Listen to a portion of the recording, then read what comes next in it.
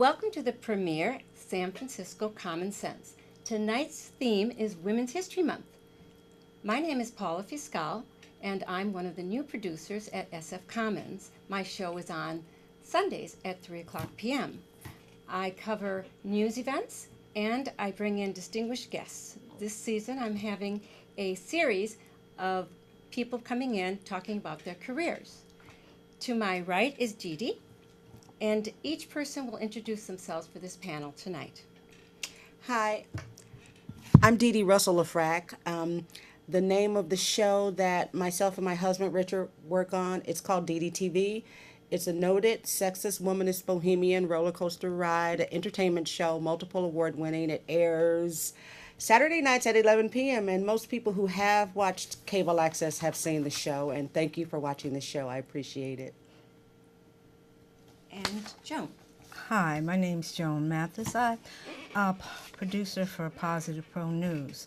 I've been on SF Commons television, many stations, started in 1993, came back home from Los Angeles, and I'm here now. My show name is PPN, Positive Pro News. It comes on Tuesday nights at 6:30, and I'm happy to have you tune in. Thank you, Joan. And our next producer is Sheila.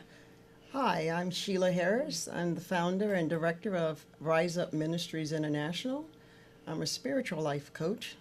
I also am an RN and an entertainment law attorney practicing here in San Francisco. I also co-own with my daughter Bumsy's Cookies on Fillmore Street, 1460. If you tune in on Tuesdays at 5 and Sundays at 9, I'll teach you how to get your life together, giving you exact exercises and strategies to work, to live on purpose, to walk on your foundation of joy. Thank you, Sheila. Tune in. And we have a new producer, Mary. Brand new producer. My name is Mary Lou, and I am a women's empowerment mentor and executive producer of the Speak Your Truth conference. My mission is to empower women to find their voice, speak their truth, so they can shine in their brilliance. And what better way than to do it on TV?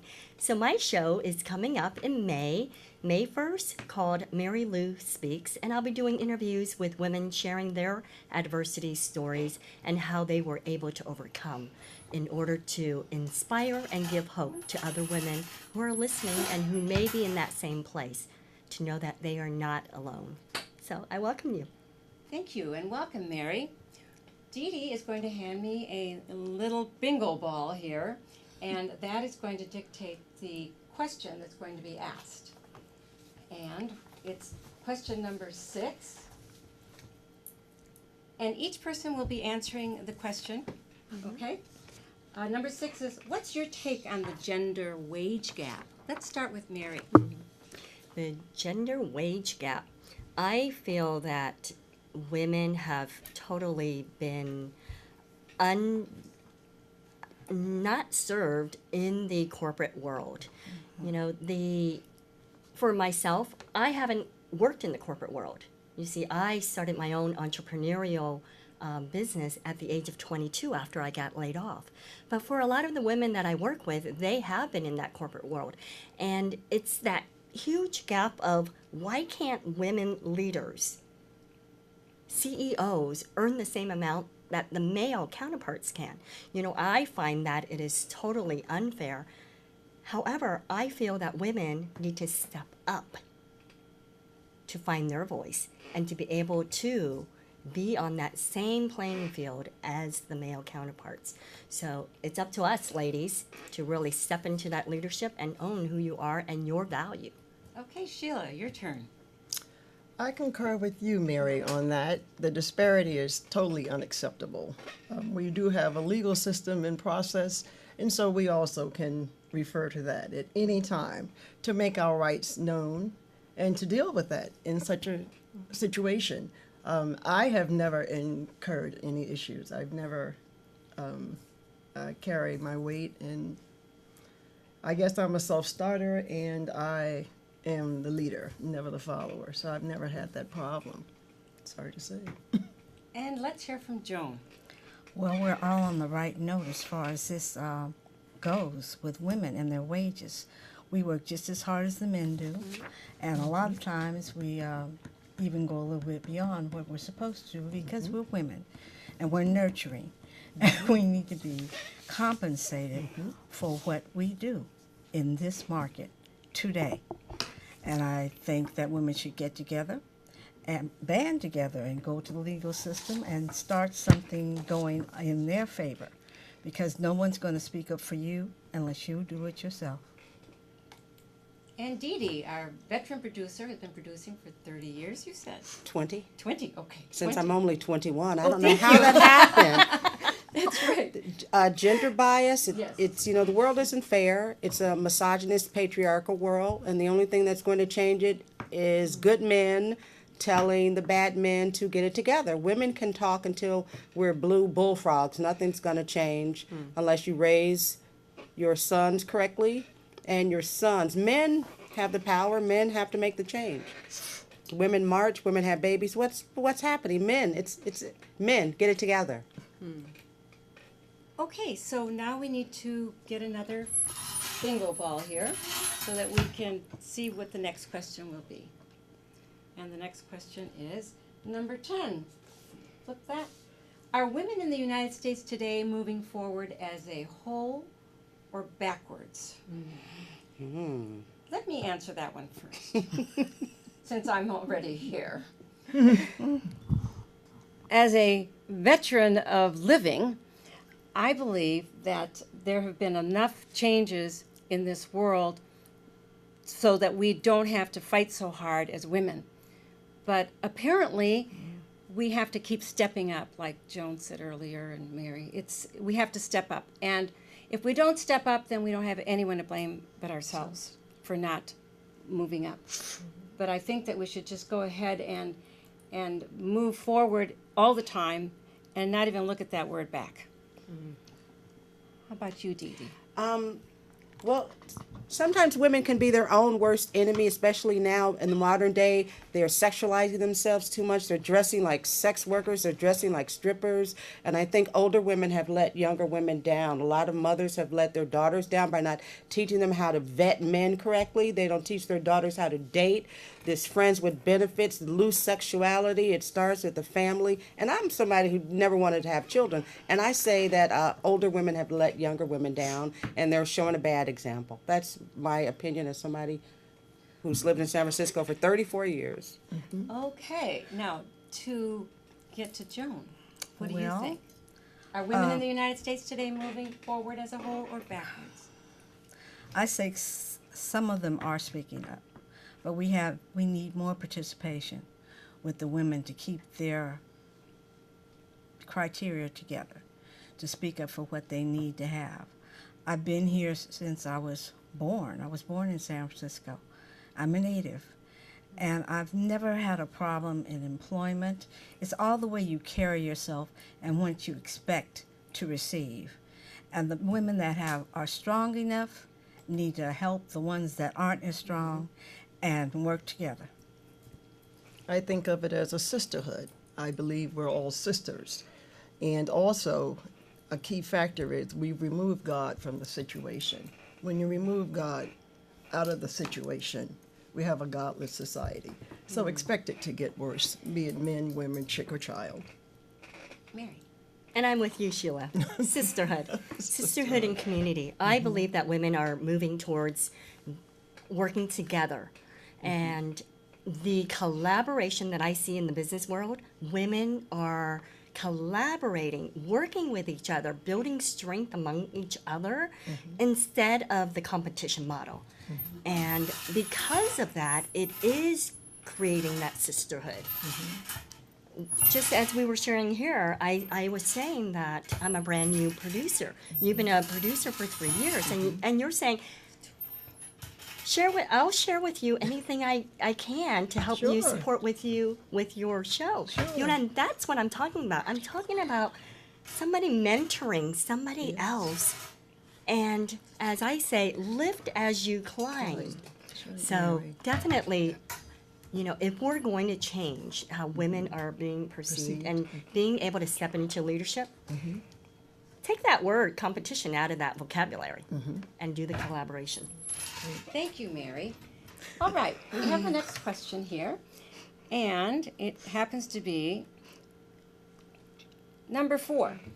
There has been a lot of media attention lately on a resurgence in female empowerment / women's rights / women's issues. What's causing this? Dee Dee, why don't you go ahead and start? Well, the men who are running things in the media are deciding to throw us bones right now, which thank you, I appreciate that, guys. It's just, you know, considering that, you know, women hold up half the sky, out of half of the people in the world, they're women, so it just makes sense. They throw us a bone. Again, thank you, Rupert Murdoch, Now that was the guy who Dee runs Dee. Fox Yes. Network, Rupert Murdoch. Yeah. Yes. Thank you, Dee Dee. Let's move on to Joan. Well, it's the same old story again. I just feel like we as women, we have a lot to offer. And we need to present it more definitely. We need to put it out there. We don't need to wait for anyone else. We have each other. We can work together. We have a lot to offer. And we should do that. Thank you, Joan. And Sheila. I think one needs to be able to go within themselves and innately find their strengths and just try and capitalize on that. I can't really add to it. I think it's been well said. And Mary. Myself, as being a women's empowerment mentor, I believe that right now there are so many of us who are in the baby boomer age. And I know, speaking for myself, having been married for 26 years and my 2 kids off to college, and my businesses, and my businesses that I've created, once the kids were off to college, I was like, who's Mary? Who am I? And it became like I got so lost in all the other roles that I had. And I'm finding that that's not only happening for me, but it's happening for a lot of women. And it's up to us women to really get to know who are we, really get to know who and at the core of who we are, and being able to empower not only ourselves, but when you're able to empower yourself, you can empower others around you. And that's how we're going to make change. Thank you so much, Mary. We're going to go on to another question. And I'll go ahead and read the little bingo number. And it says number 7. And let us start with Dee Dee again. When you were a young child, young adult, what did you want to do with your life? Did you ever feel that you faced career restrictions, expectations based on gender? That's a really good question, and I'm a positive thinker, number one, and I realize that I have had and continue to have certain privileges as who I am. When I was a young lady, I had slim privilege, beauty privilege, and I used every privilege that I ever had to work for me. I was a model, and because, you know, you're a beautiful girl, men want to date you, men want to marry you. I'm on my 2nd marriage. I have no complaints, and what was the question again? When you were a child or a young adult, I wanted what to. did you want to do with your life? Oh, that's a good question. Well, I'm from Milwaukee, Wisconsin. I always wanted to be sort of like So am I. Oh, you are? Yes. Oh. And the rest of it was, did you ever feel you faced restrictions and expectations based on your gender? I will say no, because I was smart enough to know that you have to use what you have, and, you know, I was instilled in that. And when I was a child, I wanted to be a bombastic artist. The artist that I am today is who I wanted to be as a child. I wanted to be an award-winning filmmaker, an entertainer. I wanted to influence people, and I've done that. Wonderful. And women, young women need to use whatever privileges they have. And that's not, if you're beautiful, beautiful people, they have it easier in life. Or if you have long hair, men love long hair. You got to use what you have, whatever it is. Joan, do you want to add to that? Well, yeah, as a young child, I aspired to become an artist. and a designer for clothing, and I won an award for that when I was about 10 years old. I got a credit account that I never used, but it was inspiring to me. And I feel, as you do, use what you have. I mean, people react to how you are, how you carry yourself. If you're pretty, they smile at you. I mean, it's very easy for a woman to react to how she is. It's her brightness, her light. And everybody that sees her light and brightness are attracted to it. I became a property manager. I became a CEO of a company, which I still am. And I love the media. I love it because it catches people's attention. And you can draw them in, share your ideas and expectations, and just say what you need to say. And how about you, Mary? When I was growing up, I had no self-confidence, no self-esteem. And, part of my story that I share is that I was born with a cleft palate and a cleft lip. So I did not want to be seen, and I did not want to be heard. So for me to step up and do this show is a big stretch for me, And one of the things that I learned a long time ago is trying to earn my mother's love. Being born a girl in a Chinese family was hard. And I became that perfectionist, trying to please and do everything I could to earn that love. And I found myself doing that into my adulthood. It wasn't until 46 years later that I started doing personal development work that I was able to really find my voice. Wow. And to speak my truth. When I was growing up, I always wanted to be a teacher. I loved coming home, doing homework. That was my favorite things to do. I know you guys might think that's crazy, but that's what I love to do, is doing homework. And when I was doing homework, I said, I want to be a teacher. Well, that vision actually came true for me. A few months ago, I was able to I went and did an empowerment talk for a sorority at State College, and I said to the girls, I said, my dream is true. I'm teaching. If only for that one night. Wonderful, wonderful. Great. Well, I'm going to go ahead and answer that question myself also. And as my friend Dee Dee here was saying that she hails from Milwaukee, so do I hail from the Midwest. And I was raised in Racine, Wisconsin. I was one of 9 children. My parents were resettled migrants from Texas. So that when I was growing up, I was a tomboy. And I made sure that I could also cook, and made sure that I went to school and joined every single club that there was, so that I didn't have to go home so early and cook. So, do we use what we have? Yes, we have to use what we have. I had a really good right arm. I was third base for all the baseball teams. So that's how I answer the first question. And then what we're going to do now is go into a lightning round. And the lightning round is going to be 10 words for each answer to the question, okay? So we're going to do the lightning round, and we're going to start with one of these questions that I'm just handed over right now. And we're going to go ahead and bring in question number 12. Okay, are we ready for the round? Yes. Yes. Starting out with the round. And the question round number 1 is number 9. Should there be more emphasis on coverage of women's sports? Mary, you want to start? Should there be more coverage?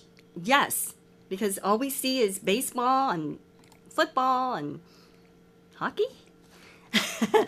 My favorite sport is actually ballroom dancing, and Dancing with the Stars is a sport, but I'd like for that to really be brought into the public awareness for the competitive of ballroom dancing. Okay, and now Dee Dee.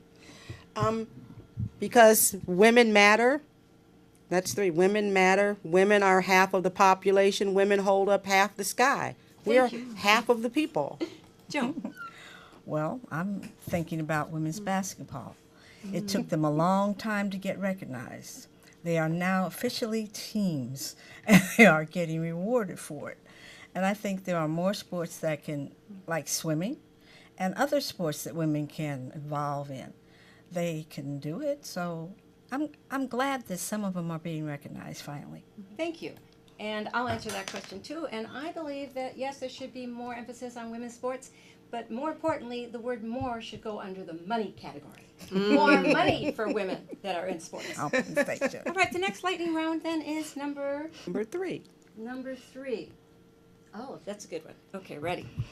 There has been a lot of attention lately on Photoshop in magazines and the constant depiction of, let me put this on myself so you can see when my show's on. Okay. There's been a lot of attention lately on Photoshop in magazines and the constant depiction of standardized beauty of women in media. What is the impact of this on today's society? Now, this time, 10 words only, ladies. Okay, ready? Dee Dee, you start. It makes young women mentally ill. Parents, do your job. Joan. Just make more emphasis on how people really look. I mean, it's wonderful what you're doing with certain women, but I think you can expand that to cover more areas of women. Mary.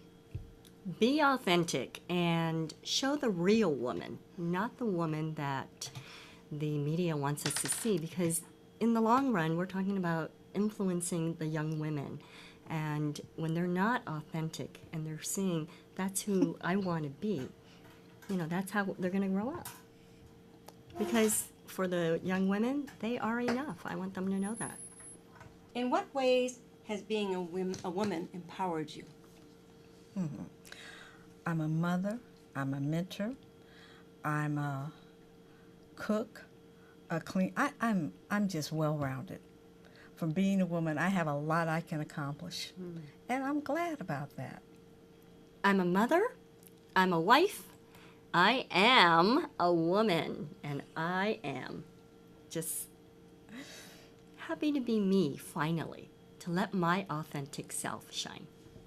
Dee Dee. Is this still 10 words? Or Yes. just...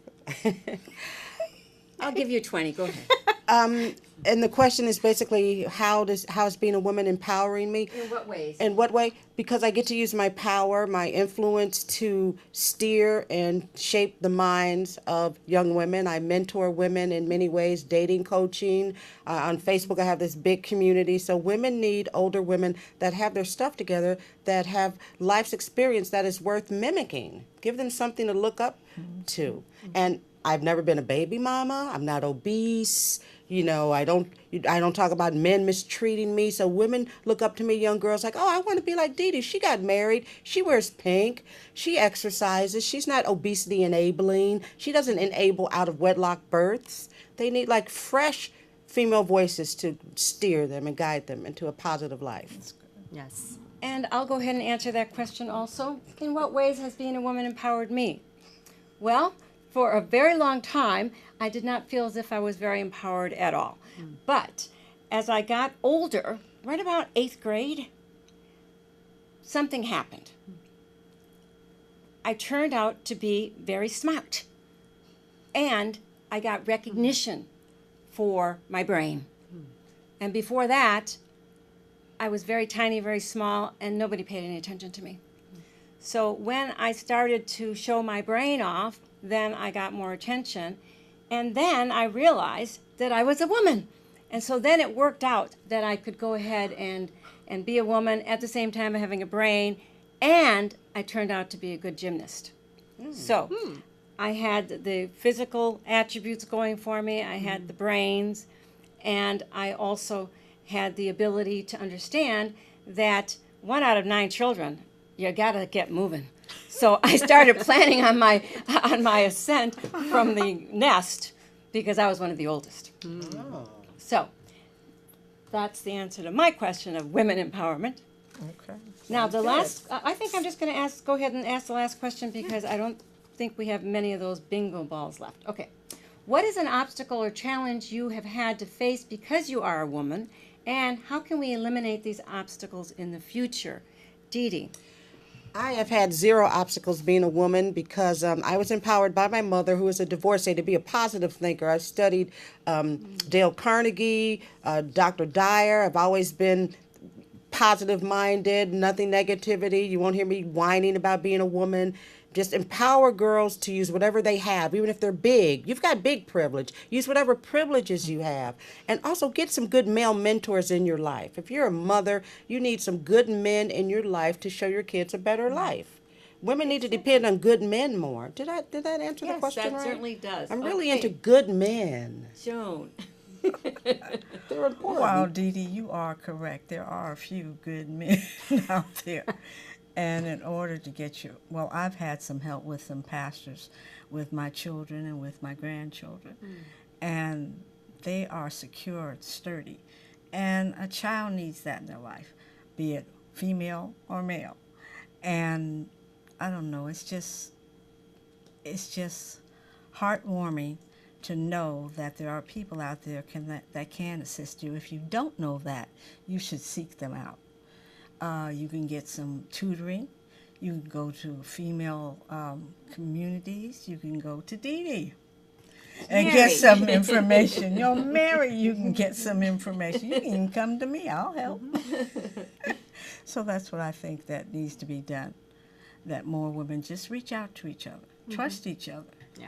Because if we don't trust each other, we don't have a prayer. Well, I shared my story, and so I had a lot of adversity when I was growing up, being born a girl in a Chinese family. But I believe that when you have positive role models and really be able to work on your own self, have the confidence within your own self to say, I am enough, that will bring you far into moving to where you want to be. Is there too much emphasis on sexuality among female artists and musicians in popular culture today? Has this always been the case? Has there ever been a time in your lifetime where you felt that female artists were credited more for their talent than their looks and sex appeal? Has there ever been a time in your lifetime when you felt the female artists were credited more for their talent than their looks and sex appeal? Okay, Dee Dee, you get that one. Well, this is the age of reality stars. Kim Kardashian started as a sex worker who got urinated on. So unfortunately, that's really influencing children. That, again, is where the parents come in. The parents have to control what their children are absorbing. There's too much sexuality in modern culture. And I myself have done all sorts of naughty things on TV, but I'm an adult. I have no children. There's no child at home that will be corrupted by me painting my chest, which I used to do back in the 1990s because that was my artistic expression, but I was never a sex worker. I never sold my body for money, nor exchanged it for services. I was a wild and crazy artist, and the point being family, fathers, men in the family to guide the daughter and say, don't go out the house dressed like a hoochie. You don't need to wear that little skirt up to your tail. Stop that. And there aren't enough men doing that. The men have let young girls down, by the way. Joan. But that's another topic. We'll come back to Dee Dee. Joan, your turn. Yes, okay. For influencing children, there's too much emphasis on, well, you're right. The parents have to control what their child looks at. They have to be responsible for that. And when they also have to face peer issues that influence them in different and unwomanly ways. So the parent has to step in and also be there for the child, help to lift them up and point them in the right direction. And Mary. I believe that if for the children, if there is something coming up for them that is shameful for them, that it's important for them to really go to an adult, somebody that they feel safe where they can share what's happening. But I believe that in the media, the artists, they can express who they are and do it very tastefully, and a lot of them do. But it's just a matter of the children and the young girls having enough value within themselves to be able to really carry that forward. Are there any final remarks before we wrap up the show, ladies? Sisterhood is powerful, and the most important thing that a young girl can do besides get educated is choose the right man to be the father of her child. Get married. getting married. What I'm thinking of is values. They have to know what values are and how to carry themselves as young adults, either women or young men. They have to value what they're seen as. Mary. Find your voice and speak your truth. Join in the fun by tweeting the questions you want to see answered using hashtag SFCommonSense.